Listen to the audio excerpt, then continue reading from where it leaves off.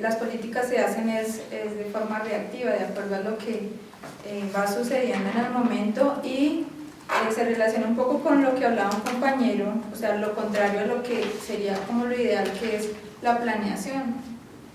Él nos hablaba hace 8 días de que pues prácticamente no existe esa idea acá en el país, no hay un modelo, no se utiliza la planeación, sino que es más que todo reaccionando es que se hacen las políticas. Por ejemplo, no sé, o se sacan se modifica el código de policía, por ejemplo, aparecen mujeres atacadas por ácido, entonces ahí mismo reaccionan frente a eso, pero no hay un análisis como a largo plazo de construir esa, no sé, como de planear y de vernos también como en nuestra cultura, cómo somos, y planearnos a futuro y planear como una propia identidad. Lo digo también porque, bueno, viendo un poco como con lo que pasa ahora en el Catatumbo, las protestas llevan un mes, y eso acá se ve como allá, como algo que le sucede a ellos y es problema de ellos. Incluso desde acá mucha gente los critica y delegitimiza esa protesta. Pienso que se relaciona mucho con eso de que pues no hay construcción de lo público, lo que tú dices, y sería como empezar a pensarnos a nosotros mismos desde esa perspectiva. Es un poco complicado, pero como no dejar de ser tan adaptables, excesivamente adaptables a todo pues, lo que se va presentando, y ver las cosas más a largo plazo y como con esa planeación. Yo considero que eso es lo que, pues digamos que lo que la compañera dice es también lo que veníamos a hablar, es porque es una sociedad que todavía está es muy conservadora, ¿sí? Entonces digamos que el hecho de ser conscientes o de intentar asimilar todos los sucesos que tiene ahorita el país, como lo del Catatumbo, es por eso mismo, porque no, o sea, yo creo que es más que todo como un intento de cogerlo desde la izquierda, que la izquierda sin intentar tampoco echarle flores, pero yo creo que si la sociedad fuera más consciente con ese tipo de pensamiento, pues diría, bueno, entonces reivindiquemos las luchas campesinas que han venido sucediendo durante la historia, miremos qué están reclamando, miremos si necesitan apoyo, y a partir de eso entonces sí crear políticas que sean preventivas, porque es precisamente por eso. Entonces, bueno, violaciones a mujeres o corrupción en la policía. Entonces, son cosas que suceden y en el mismo momento el sistema político lo que intenta es sanarlas, pero que no es una política preventiva, porque simplemente no se tiene, bueno, ha pasado esto desde la izquierda, entonces vamos a intentar como reivindicar todo ese ideario para que no vuelva a suceder.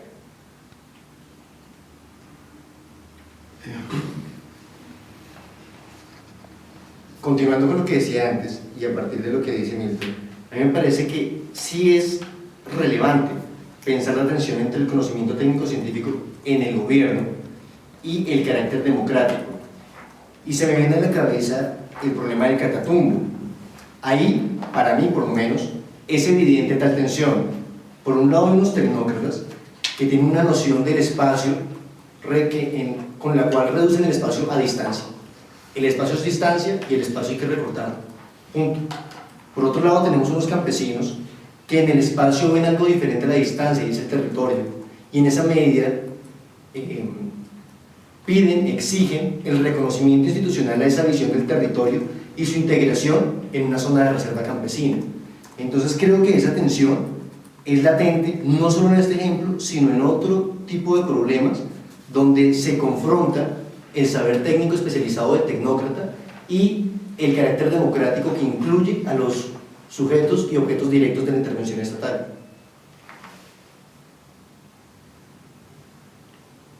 Bueno, sí.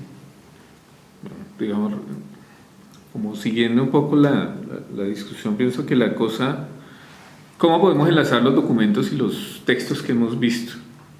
Un poco. ¿Para qué hacer análisis sistémico de la política? Un poco saldría la pregunta de lo de hoy. Y en la pasada, ¿por qué alguien que habla del ciclo de la política pública nos está diciendo que es necesario el anarquismo epistemológico? Y en la primera, ¿por qué es necesario romper una visión única sobre cómo se construye la realidad? O sea, miren que ya hemos construido 3 pilares que empiezan a ser importantes para... Si algo es sistémico y cíclico, es predecible. En alguna medida empezamos a tener la posibilidad de predecir. Ahora, en las relaciones sociales, el conocimiento no se construye de manera ni completamente aleatoria ni completamente homogénea, a pesar de lo que nos dice también la teoría, por ejemplo, de los aparatos ideológicos del Estado. Uno podría decir, sí, todos tenemos una estructura cultural similar, pero a la hora del té, todos tenemos una singularidad en la construcción de ese conocimiento. E incluso podemos tener unos objetivos teleológicos comunes o similares: conseguir casa, graduarse, tener trabajo, tener estabilidad, reproducirse.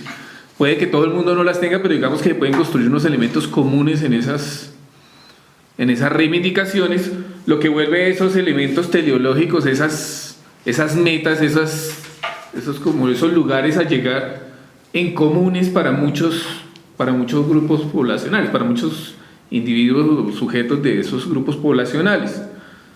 Si nosotros somos capaces de empezar a mirar cuáles son las lógicas de conservación, las dinámicas de cambio, podemos ser mucho más eficientes al aplicar ya sea la una o la otra, o la intención de conservación o la intención de cambio. Y ahí es donde yo sí creo que sí hay posibilidad de construir pensamiento, sí hay la posibilidad de prever escenarios futuros, y donde empezamos a jugar con la noción de estrategia. En la estrategia es donde empieza a jugarse el escenario de quién es el grupo social que es más capaz de prever la acción y de transformar el entorno hacia sus intereses específicos. Y ahí es donde creo que estamos perdiendo la pelea precisamente con la élite que gobierna el país, donde creo que es necesario que empecemos a construir también un grupo poblacional que tenga la capacidad de construir alternativas a ese pensamiento hegemónico. Pero eso no se hace, eso no surge de la noche a la mañana. O sea, ahí es donde... ¿Qué nivel de cambio queremos? Un nivel de cambio que sea de la noche a la mañana, como nos decía un poco también Lucho, de el país de mermelada, la revolución nos resolvió todo y entonces llegamos al país donde no tenemos más problemas. ¿O cuáles son esos lugares de tránsito donde podemos entrar a gestar esos cambios, a posibilitarlos y a que esos cambios incluso avancen en la dirección que de alguna forma logramos consensuar o logramos hasta imponer en la dinámica política? Entonces, a mí me gustaría que pudiéramos tratar de enlazar esas discusiones. ¿Por qué es importante entonces una discusión desde lo cognitivo? ¿Por qué es importante la discusión desde lo experto? ¿Y qué papel empieza la gente a jugar ya? ¿Qué lugar, qué posicionamiento empieza una vez identificado el escenario, el entorno, las posibilidades? ¿Qué papel empieza a jugar la gente en esas definiciones? Porque creo que es hacia allá que avanza la cosa. Aquí lo que tenemos que apostarle es a construir un pensamiento que nos dé alternativa, pero no una alternativa como superflua, sino una alternativa firme, fuerte, bien sustentada, bien construida, hasta dentro de los mismos límites del sistema. O si es una crítica antisistémica, pues entonces ¿cuáles son los puntos de ruptura que ya hemos identificado para poder romper el sistema y hacerlo crítico? Pero igual nos va a demandar la construcción, como lo planteaba Lucho, de una alternativa. Yo quisiera plantear, digamos, ahí el sistema en donde se brinda. Definitivamente el sistema se brinda en su aparato jurídico, el aparato jurídico para mí tiende a fortalecer, digamos, el desarrollo del sistema político, el desarrollo de la fuerza política. El aparato jurídico logra establecerle el punto de equilibrio a todas las contingencias que posiblemente se encuentren en el entorno. Siempre va a haber una respuesta jurídica para limitar, digamos, el accionar de lo público, para limitar las resistencias, para limitar, digamos, las transformaciones, las formas de organización que intenta desarrollar la gente, y se vuelve casi que invulnerable. Si uno lo logra hacer, digamos, como el trazo de las lógicas del derecho desde los griegos hasta hoy ha sido casi que uniforme, y a la vez ha logrado acomodarse y acomodar sus desarrollos en cada uno de los escenarios donde se aplican. Y allí, digamos, el sistema político pareciese que en este tipo de análisis no quisiese reconocer esa parte o la oculta, ¿cierto? Y, digamos, ahí para mí es trascendente, porque el derecho logra involucrarse en todos los escenarios de la vida. Se vuelve tan adaptable, ¿cierto? Y a la vez se vuelve el aparato coercitivo en toda su dimensión. Se une, digamos, a todos los diferentes tipos de regímenes.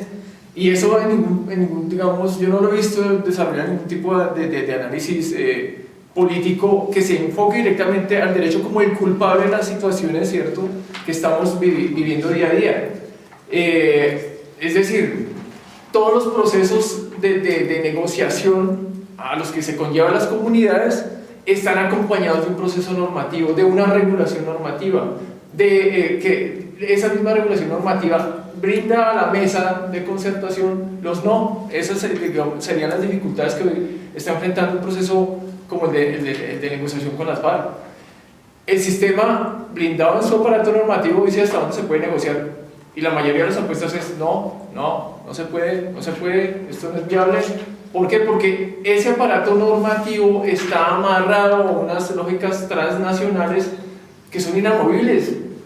Ahora, retomo la intervención de Milton, en que si logramos identificar que la fortaleza, el fortín jurídico logra brindar al sistema político, ¿cuál es el campo de acción de todos los movimientos sociales?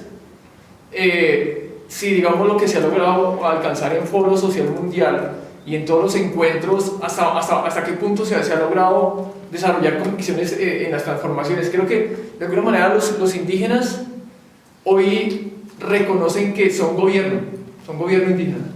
Cuando uno va a las regiones donde los indígenas han logrado, digamos, por sus procesos de identificación, decir, somos gobierno, y ustedes vienen a nosotros en lógicas de gobierno, en un diálogo con gobierno indígena. Ese es un trazo interesante, ¿cierto? Porque logra hacerle contención y dicen, reclamamos autonomía, reclamamos nuestros territorios, tenemos una memoria histórica, y eso para mí digamos, es sorprendente, porque los indígenas creo que han logrado comprender su nivel de posicionamiento y no han cedido. Creo que los encuentros de los indígenas cada vez son más fuertes, y nos están dando lecciones a los otros tipos de movimiento que seguimos fragmentados, que seguimos en una pugnacidad supremamente fuerte, y cada uno está peleando sus recursos, peleando su reconocimiento, pero no logramos avanzar, digamos, a encontrarnos para desbordar al sistema político. Bueno, una cosa, varias cositas. Primero, como lo que decía Milton, como será confundir, digamos, pensamiento hegemónico con pensamiento único, o se puede pensar en la construcción de un pensamiento hegemónico reconociendo la época del espíritu de la multidiversidad, porque es la tendencia. Yo creo que la crisis del 70, yo estoy de acuerdo con Ballester, muchos marxistas, que creo que entramos en un cambio de época. Yo creo eso. Y curiosamente el cambio de época es un cambio de pensamiento. Salimos de un pensamiento que se inicia con la revolución burguesa, de pensamiento único, de que todo es de lo general, todo en economía, toda la simplificación de la producción a escala, que era negar la producción diversa, que viene, bueno, tiene hasta sus bases ecológicas. Y resulta que nosotros, como parece que todos estos cuentos de las nuevas teorías del constructivismo, del anarquismo epistemológico, nos queda difícil como entender el anarquismo democrático, porque tendemos a creer que debe haber un pensamiento único y pensamos que el pensamiento alternativo era un pensamiento tan único como el que estamos oponiendo, ¿no? Y yo lo que estoy leyendo es que es el reconocimiento de la diversidad de todos los tipos de pensamiento. Y entonces me asalta una curiosa, curiosamente la crisis de Europa es la crisis de ese pensamiento único. Y el problema en Colombia, con todo el despelote que podemos tener, y ahora que usted trae el ejemplo de que es curioso, en Colombia en la realidad existen diversas formas de gobierno, donde está la guerrilla, un tipo de gobierno, donde están los paracos, donde están los indígenas, y uno dice dónde queda el cascarón de gobierno único de Bogotá, solamente de pronto en Bogotá, porque la gente aquí se vive, se gobierna, se administra. Cuando hablamos de sociedad civil, una vez me decía alguien, hermano, ¿qué sociedad civil estamos hablando? La clásica, porque aquí, ¿cómo vamos a decir que no es comunidades organizadas? Pero claro, ese concepto de comunidad organizada no se corresponde con la significación de sociedad civil burguesa que está montada sobre el concepto de propiedad aquí en Hegel, etc. Entonces, encontramos que en Colombia es el país más anarquista, donde existe la multiplicidad de formas, pero nos parece espurio sin haber construido sociedad nacional, porque tenemos la añoranza de que como nosotros construimos bajo el pensamiento único europeo, pero resulta que sin embargo Colombia funciona. Y de pronto en América Latina, uno cuando ve, por ejemplo, tuvo que hacer crisis el socialismo único ruso o soviético para que entendamos de que en América Latina iban a nacer muchas formas de socialismo, el indígena, el ciudadano de Correa, el petrolero de Chávez, para decir algo, el de nosotros, que digo que es un socialismo conservador, pero va a ser una vaina así, se me ocurre, digamos, o disperso, pero es como el reto que tenemos de que como que nos queda difícil pensar de que todo tiende al reconocimiento de la multidiversidad. Y claro, en el marco del pensamiento único, nuestro Estado, nuestra nación, todo lo que tenemos es espurio. Es espurio, o sea, curiosamente, uno decía, nos quedamos sin nación, ¿cuál es soberanía nacional por los recursos? Desde estos días la uso. Pero yo digo el reto que tenemos nosotros, porque parece, como diría Berman, nos movemos en la tensión entre dos cosas, entre el pensamiento único, moderno, burgués, y algo que nos obliga a pensar diverso, múltiples formas, reconocer al otro así piense diferente, ¿cierto? Y el problema es que, gústenos o no, tenemos que vivir con homosexuales, tenemos que vivir con godos, o sea, eso no cabía en el pensamiento único clásico, o sea, o era burgués o era proletario, pero resulta de que ahora, claro, eso es difícil no entenderlo, pero parece que todas las epistemologías nos llevan al reconocimiento. Y qué curioso, y es que la única manera de entender la democracia es lo multidiverso. O sea, la democracia es multidiversa, no podemos pensar en la democracia única. Y siempre lo pensamos es que la democracia, siempre tendemos a definirla y a meterla en una gavera donde ya el que sigue estas 10 reglas de ser democrático es una realidad. Pero nos toca entonces también entrar a definir esa nueva Por eso, democracia. Por eso, pero cuando usted ya quiere definirla, le quiere poner límites, si ve que es un problema de pensamiento, el reto que tenemos. ¿Verdad? Entonces, es que me ocurre eso, porque todo lo que estamos leyendo y todos los textos nuevos y tal, leemos autores y nos están diciendo, y la vida, todo es multidiverso, todo es diverso, eso, hasta el anarquismo lo reconocemos. Pero nosotros como que pretendemos, sí, y tenemos que reconocer todas las formas de lucha. Sí, fíjate eso, hasta eso era Wagner. Creo que estos días hasta lo estaba escuchando yo a la misma derecha hablando de todas las formas, hablando yo de eso.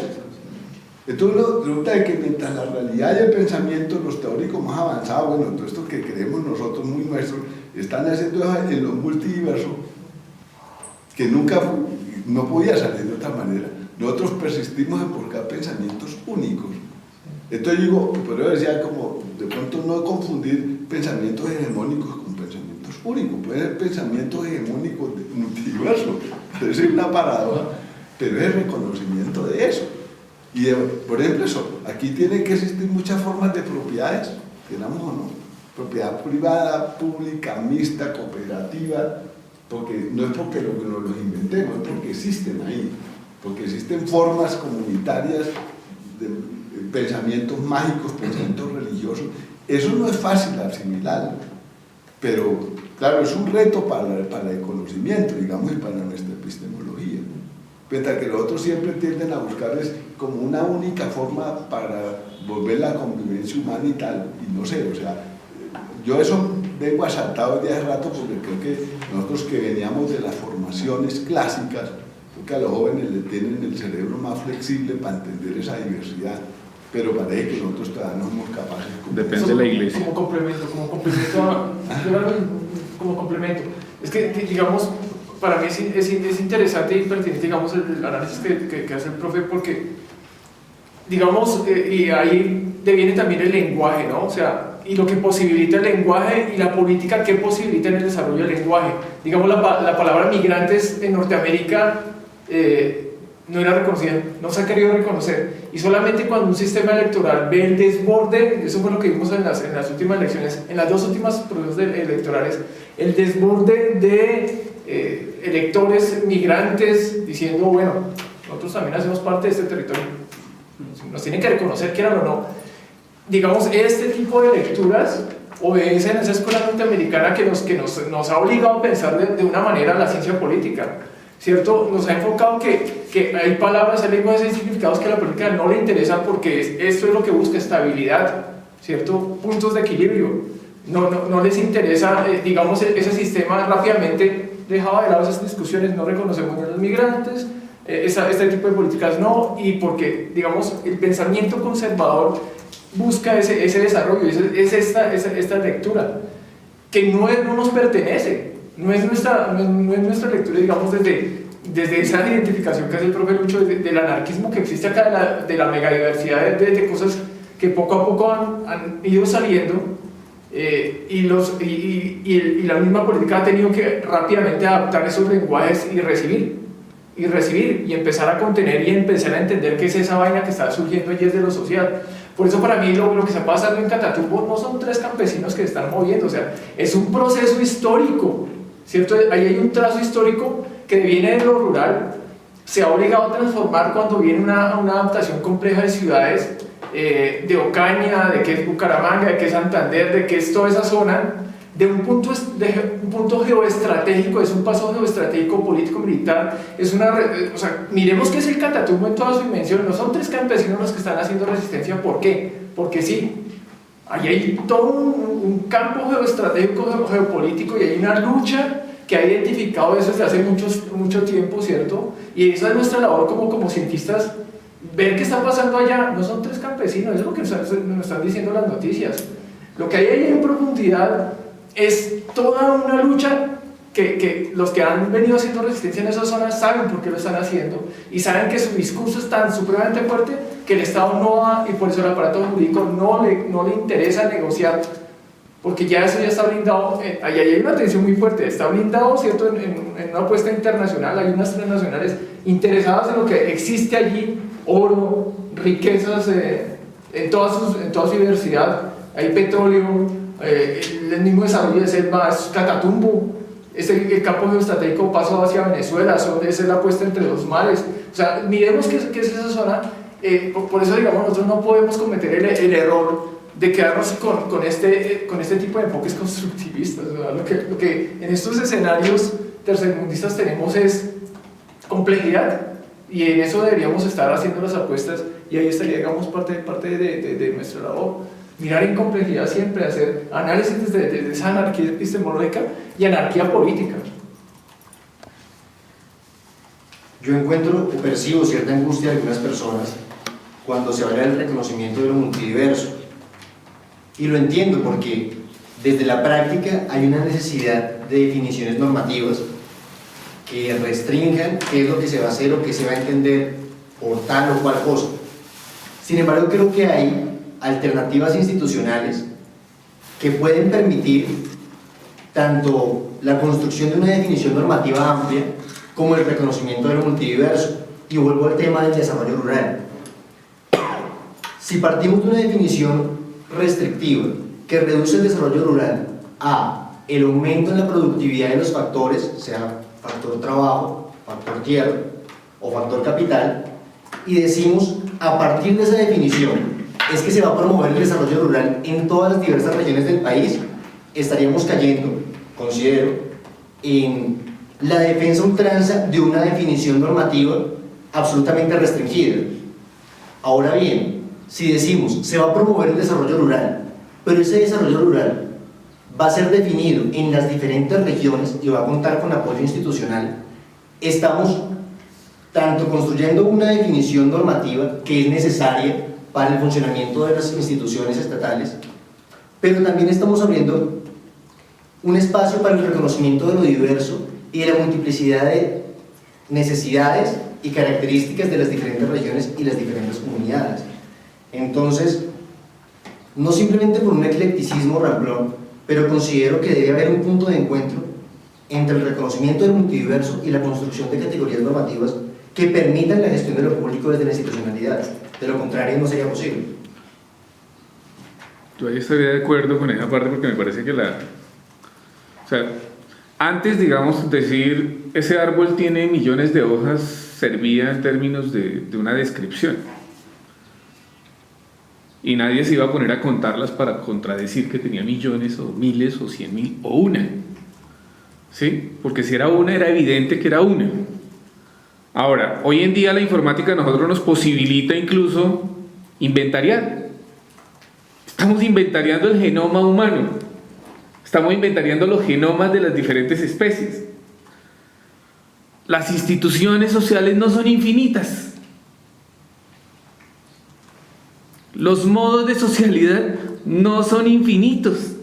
Así seamos 7.000 millones de seres humanos en el planeta, tenemos unos modos de socialidad finitos, unas prácticas y unos tiempos finitos.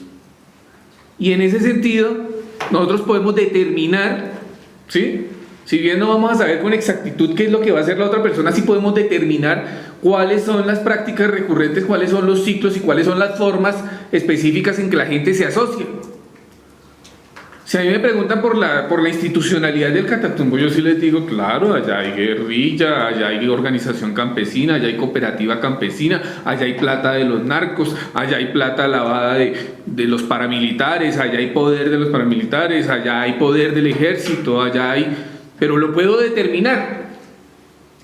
Y llega el momento en el que puedo incluso mirar cuál es esa relación entre esos distintos factores de poder o entre esos distintos factores de sociedad, de construcción social o de construcción comunitaria, si bien no puedo llegar todavía al rango de la individualidad porque es muy difícil medir en los entornos rurales como se mide ya hoy en los entornos urbanos gracias a las redes sociales y gracias a otras cosas, cuáles son los tipos de interacción de la gente, pero yo ya puedo medir y puedo dimensionar y para mí eso no es nuevo. Y de hecho incluso veo que la Nacional juega un papel dinámico cuando llega y organiza el foro de la paz. Y en ese foro la gente llega y encuentra un consenso y dice, oiga, sí, ya tenemos la base normativa que son las zonas de reserva, nosotros no vamos a pedir la autonomía de los indígenas, conquistemos lo que ya está reconocido constitucionalmente. Y entonces la Constitución se vuelve una herramienta, en lo que planteaba Manuel, de la base jurídica, porque nosotros somos muy conservadores y estamos exigiendo casi que regulación para todo. Hay un texto muy importante de la lucha política de la Constitución, ¿cómo es que llama ese? La Constitución Campos de Batalla, que nos habla de cómo incluso es parte de la historia política del país, que nosotros creemos que vamos a resolver el conflicto y la guerra a partir de constituciones. Entonces eso no es nuevo y ya para mí no es nuevo que incluso las FARC estén pidiendo constitución o que los paramilitares estén pidiendo al lado de Álvaro Uribe constitución. De hecho, pues sería la salida, porque si es la salida histórica, pues es la que va a ser. Entonces, cuando llego y miro el análisis, para mí no es nuevo. Y digo cuál va a ser el desarrollo que va a tener, y ahí es donde hay una predictibilidad y una posibilidad de construir pensamiento científico. En términos positivistas, no. Pero tampoco en ese relativismo en el que cuando yo escucho anarquismo también como que digo, esta categoría también es europea, porque aquí no alcanzamos a tener rey. ¿Sí? Y entonces, ¿cuál es la base del anarquismo en este país?